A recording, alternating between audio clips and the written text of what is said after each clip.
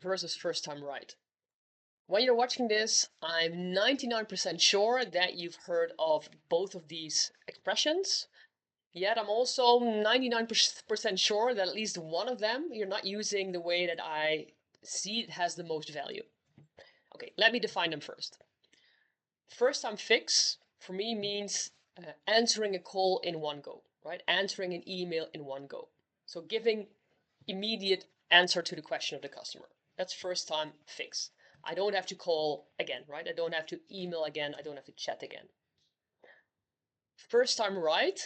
So FTR also tends to be used as a first, no, not FTR, but first contact resolution. So for me, FCR is the same as first time fix, right? Just answering a question in one go. First time right, that means to me, did we create the best letter in one time? Did we create the best website? So did we do our services and products first time right? Because what do we want to achieve with first time right? To prevent unnecessary contact. So for me, when did I come up with this metric? I was responsible for reducing the costs of a call center.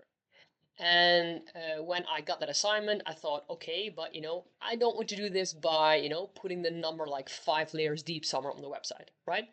I don't want to hassle the customer. I want to prove that by increasing and improving the experience of customers, there's a lot of win-win, right? I don't want to call 3 times if the website is not working. The organization wants to prevent 2 of the 3 or maybe 3 out of the 3 calls. So at that time, I got the question, okay, how much potential do you think we have in reducing the costs, right, and unnecessary calls? I said, I don't know. Let's ask customers. So at that time, we were already measuring on a weekly basis the satisfaction with call center and with email. So we added a question, the first time right question, that went, dear customer, do you think we could have prevented this call? Or do you think we could have prevented this email? Guess what? Yes, a lot of customers felt, yes, you could have prevented this. And the beauty, so on average, we've measured now with many different organizations. On average, it's around 30% of customers that say, yes, you could have prevented this. And there are 3 beautiful things in that one metric.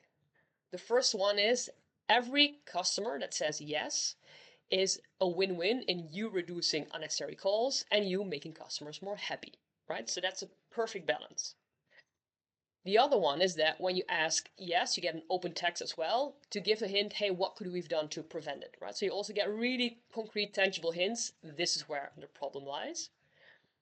But one thing that maybe I like most is that with that percentage, maybe you remember or you recognize struggling with the request of a business case. How do I make a business case for customer experience? For me, this question is the perfect, super pragmatic, zero assumptions way to create a business case for a CX. Because 30% of customers are saying, yes, this could have been prevented. 30% times 1 million calls times €10 per call means I have 3 million in benefits to gain if I can reduce those 30% of unnecessary contacts, while at the same time increasing the satisfaction of customers, because these are all contacts that they don't want to have with your organization. So it's a beautiful, simple metric, giving you a lot of insights. And that business case, right, it's no longer a debate, right? You literally have fact-based the percentage of customers saying, I don't want to contact you. You have the total numbers, fact-based, of calls or emails you receive a year, and you have the cost for every call or the cost for every email. So zero assumptions business case. And the beauty is, let's say you have the same, right? You have maybe 2 million or 3 million in potential. You never need 2 million or 3 million in budget to actually start improving that experience. So what we started doing, we started analyzing, hey, what are the number one reasons that customers are calling us for? Then for that root cause, we start analyzing the journey, right? So we're not focusing on enhancing the call center, right? We're focusing on, hey, which journey is causing these calls? For example, the website wasn't clear, or in our case, the letter that a customer received about the insurance policy was not clear.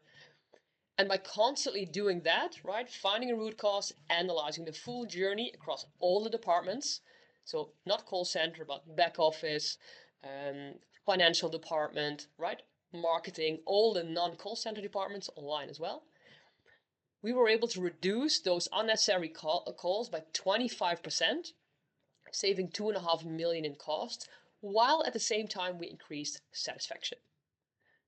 So, first time fix versus first time right. You need to measure both. First time fix, everybody's already measuring. Keep doing that because it's a driver. But make sure you're also measuring first time right to get a business case and to get a sense of how much potential there is to reduce cost while at the same time increase the happiness of customers.